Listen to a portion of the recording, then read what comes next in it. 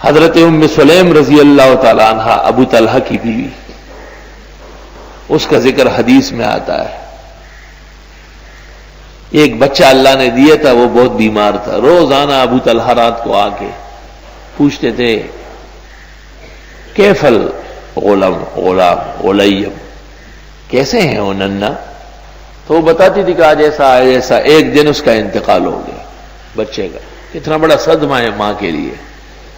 اور عورت نے یہ سوچا ام سلیم نے کہ بہت ممکن ہے کہ میرے خاوند صدمے کی وجہ سے دن بھر کا بھوکا ہے، کھانا نہ کھائے اور وہ پریشان ہو جائے. تو جب رات کو وہ گھر تشریف لائے، بیوی سے پوچھا کہ بچے کا کیا حال ہے؟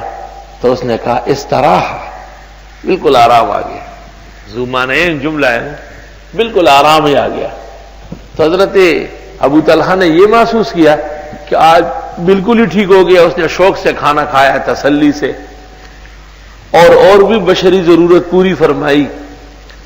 جب فارغ ہوئے تو حضرت ام سلمہ رضی اللہ تعالی عنہ فرماتی ہے کہ میں ایک مسئلہ پوچھنا چاہتی ہوں.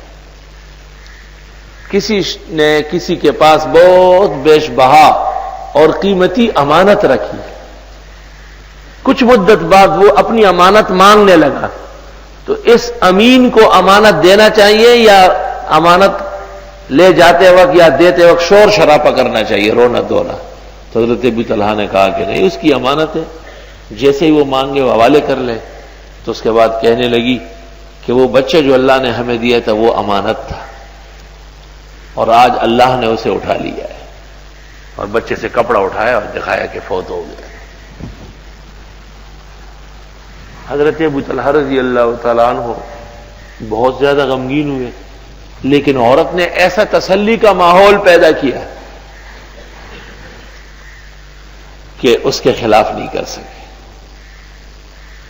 آرام تسلی سے رات گزری. صبح آ کے رسول اللہ صلی اللہ علیہ وسلم کو واقعہ سنایا. حدیث میں ہے، حضرت نے فرمایا، ایک روایت میں ہے کہ مجھے تم دونوں کے بہترین عمل کی اطلاع رات کو اللہ تعالیٰ نے دی ہے کہ آج ان کے ہاں یہ صدمہ پیش آیا. اور ام سلیم نے اس طرح خاوند کی تسلی دی. اور حضرت نے فرمایا کہ اب تمہیں اللہ بہترین اولاد دے گا. بخاری شریف میں ہے جنائز میں کہ ان کے 7 بیٹے ہوئے ہیں، کلہم قد قرأوا القرآن، سب کے سب حفاظ قرآن ثابت ہو گئے ہیں.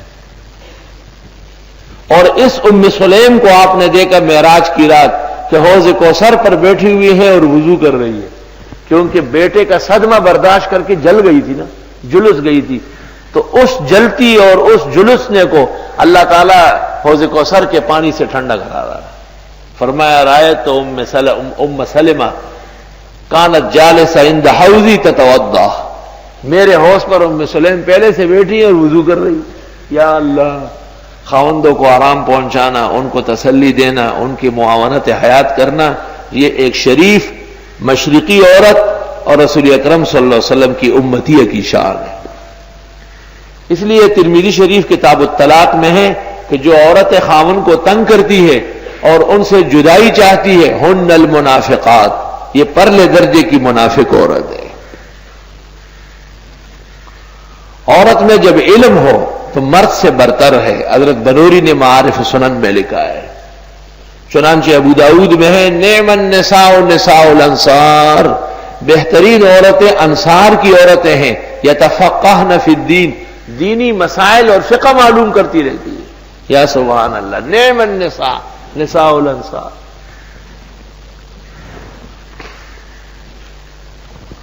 اللہ. اور بدچلن عورت وہ خاون کے لیے عذاب بنی رہتی ہے. زن بدر سرائے مردنے کو، اندری عالم است دوزخ ہو. ناکارہ عورت شریف آدمی کے گھر میں اس جہان کے اندر دوزخ ہے. زن نہار اسقرین بد زن نہار وقنا ربنا عذاب النار.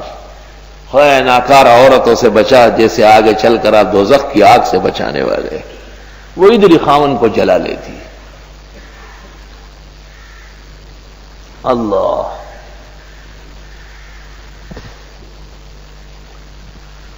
اس لیے صرف لکھنا پڑھنا کمال نہیں ہے، اس پر عمل کرنا کمال ہے۔ ایک عورت جو درس میں آتی ہے، قرآن سنتی ہے، احادیث اور فقہ جانتی مانتی ہے، اس میں اور اس عورت میں جس کو دین کی ہوا نہیں لگی، زمین و آسمان کا فرق ہونا چاہیے۔ یہ بھی ان کے رنگ میں رنگی جاتی ہے اور ان جیسی باتیں کرتی ہے، دنیا کی اور فیشن کی اور زیب و زینت کی اور خرافات و لیانیات۔ اس پر کیا اثر ہے دین کا؟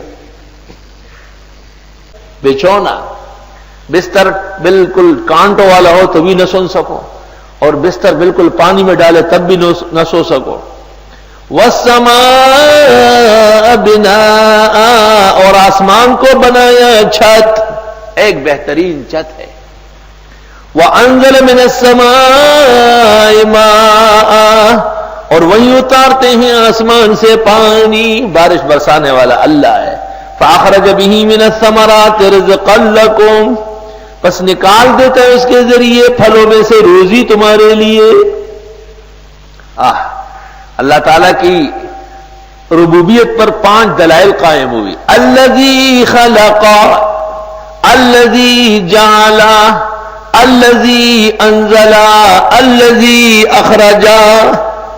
اللہ وہ ہے جس نے سب کو پیدا کیا، اللہ وہ ہے جس نے زمین و آسمان کو ٹھیک کیا، اللہ وہ ہے جس جو آسمان سے بارش برساتے ہیں، اللہ وہ ہے جو اس بارش اور پانی کے ذریعے مختلف اناج، پھل اور پھول اور غذائیاں اور دوائیاں پیدا فرماتے ہیں۔ رزقا لکم، روزی ہے تمہارے لیے۔ الذی خلق، وہی رب خالق ہے۔ الذی جعل، وہی اللہ سب کو ٹھیک کرنے والا ہے۔ الذی انزل، وہی آسمان، وہی اللہ آسمان سے وہی اور بارش بھیجنے والا۔ الذی اخرج، وہی تمہارا رب ہے جو نکالتا ہے یعنی پیدا کرتے ہیں۔ من الثمرات، قسم قسم کے پھل۔ رزقا لکم، یہ روزی ہے تمہارے لیے۔ تو اب نتیجہ کیا ہے؟ تم کو کیا کرنا ہے؟ فلا تجعلوا للہ اندادا، بنانا نہیں اللہ کے ساتھ شریک۔ وانتم تعلمون، اور تم جانتے ہو۔ یہ نتیجہ ہے کلام کا۔ دلائل خمسہ قائم کر کے اللہ تعالیٰ کی ربوبیت پر دلائل عقلیہ، آگے دلائل نقلی شروع ہوگی۔ 5 دلائل عقلی ہے۔ الذی خلق 1، الذی جعل 2، الذی انزل 3، الذی اخرج 4، اور الذی خلقکم والذین من قبلکم 5۔ فلا تجعلوا للہ اندادا، انداد جمع ہے ند کی، جیسے کہ ازداد جمع ہے ضد ان کی۔ ایک اللہ تعالیٰ کے مقرب بندے ہیں، اللہ کے اپنے، جیسے انبیاء اور اولیاء، وہ کہلاتے ہیں انداد، اور ایک اللہ کے مخالف ہے، جیسے ابو جہل، فرعون، نمرود، حامان، قارون، شیطان، یہ ہے ازداد۔ خطبہ اس لیے خطبے میں پڑھتے ہیں لا ند لہ ولا ضد لہ، نہ اس کا اپنا کوئی شریک ہے نہ پرایا کوئی شریک ہے۔ عجیب بات سنو کہ شرک ہمیشہ اپنوں کے واسطے ہوا ہے،